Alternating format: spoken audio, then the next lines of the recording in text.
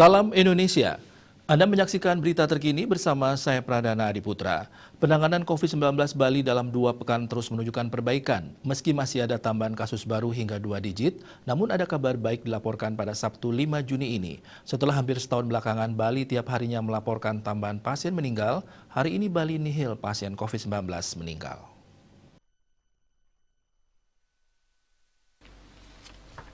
Menurut data Satgas Penanganan COVID-19 Bali, hari ini terdapat 28 kasus baru. Jumlah kasus harian ini juga mencetak rekor terendah selama 10 bulan terakhir.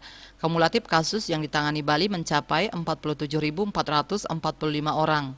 Sementara itu, pasien sembuh dilaporkan bertambah lebih banyak dari kasus baru.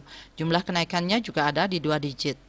Pasien sembuh bertambah mencapai 44 orang, sehingga total pasien sembuh saat ini sebanyak 45.437 orang atau 95,77%. Kumulatif pasien COVID-19 meninggal dunia masih tetap sama dengan sehari sebelumnya, 1.508 orang atau 3,18%. Rinciannya 1.502 WNI dan 6 WNA. Jumlah kasus aktif yang masih dirawat maupun menjalani karantina berjumlah 500 orang atau 1,05%. Mereka dirawat di 17 rumah sakit dan di kantina Bapelmas, UPT Nyidah, Wisma Bima, dan BPK Pering. Dia Dewi, Bali Pos melaporkan.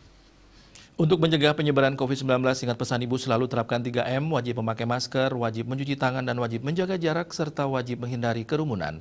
Dengan penerapan perilaku 3M, Indonesia segera terbebas virus corona menuju Indonesia maju. Tetaplah bersama Bali TV. Salam Indonesia.